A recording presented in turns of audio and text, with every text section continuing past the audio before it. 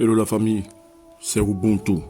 La situation en République démocratique du Congo, dans l'est du Congo, au nord Kivu, est critique et apocalyptique. Mais vous allez me dire, ça arrive souvent. On y reviendra. Il y a cette capture d'écran. Jean-Pierre Bemba est le ministre de la Défense. Regardez ce qu'il dit. Jean-Pierre Bemba appelle la jeunesse à rejoindre les FARDC, c'est-à-dire les forces armées du Congo. Et regardez ce que un jeune Congolais répond. Quand c'est la mort, vous appelez les jeunes. Quand c'est l'emploi, vous engagez vos jeunes. On mourra tous au lit. Ça fait drôle. Ça fait rigoler, oui. Mais vous savez que dans le riz, il y a des vérités. Il y a une vérité implacable. Il a raison. Voici la classe politique congolaise.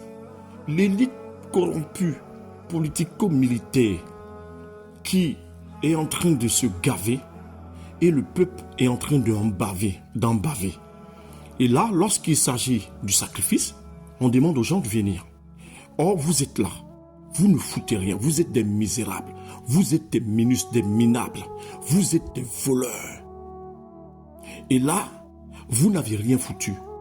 Plus de 2 300 000 kilomètres carrés. Plus de 105 à 110 millions d'habitants. Vous êtes incapables. Vous avez échoué sur toute l'année. Nous savons que la guerre n'est pas une guerre d'un État vers un autre État. C'est une coalition d'États. Il y a Kagame, il y a derrière, il y avait Yoweri Museveni, mais c'est surtout Kagame qu'on voit.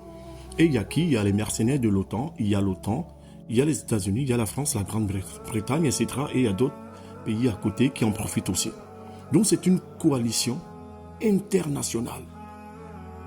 Avec en tête de liste celui qui est utilisé pour représenter le visage de cette coalition, c'est Paul Kagame. Mais derrière, il y a la France qui arme, qui organise, qui soutient, qui a des accords de défense, des accords de coopération militaire, de formation militaire avec le Rwanda.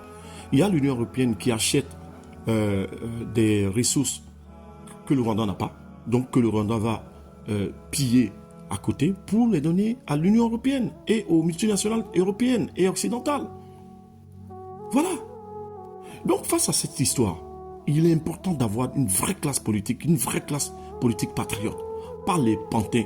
J'ai dit, on a une pièce, côté pile Kagame, côté face, c'est Tshisekedi. Et cette pièce appartient à l'international, à l'Union européenne, à la France et aux autres. C'est tout. Donc, qu'est-ce qu'on doit faire? C'est à la population congolaise de se lever et de faire ce qu'elle a à faire, c'est-à-dire empêcher que ces gens-là ne continuent à nous marmailler. Parce que ça, c'est de la marmaille pure et simple. Monsieur Escarmouche, qu'est-ce qu'il a fait? Rien. Un parleur, une parlotte, un jouisseur, un bouffon, un jouissif. Voilà la situation. Aujourd'hui, Goma est entre les mains des terreaux du M23 qui représentent la coalition internationale. Et ce sont les hypocrites-là qui sortent pour dire, oui, nous en appelons, il faut la cessation des hostilités. Mais quelle hypocrisie, quel mensonge, quelle manipulation. La France en tête. Lorsque Félix Tshisekedi est allé demander l'aide de la France, puis le monsieur, il a demandé à ce que ce soit les Français qui viennent cartographier et répertorier tous les minéraux de la RDC. Mais c'est pile poil. Voilà, il est allé donner tout ça. Ils l'ont fait, ils ont donné à Kagame. Il sait où c'est. Vous voyez un peu? Vous voyez la bêtise?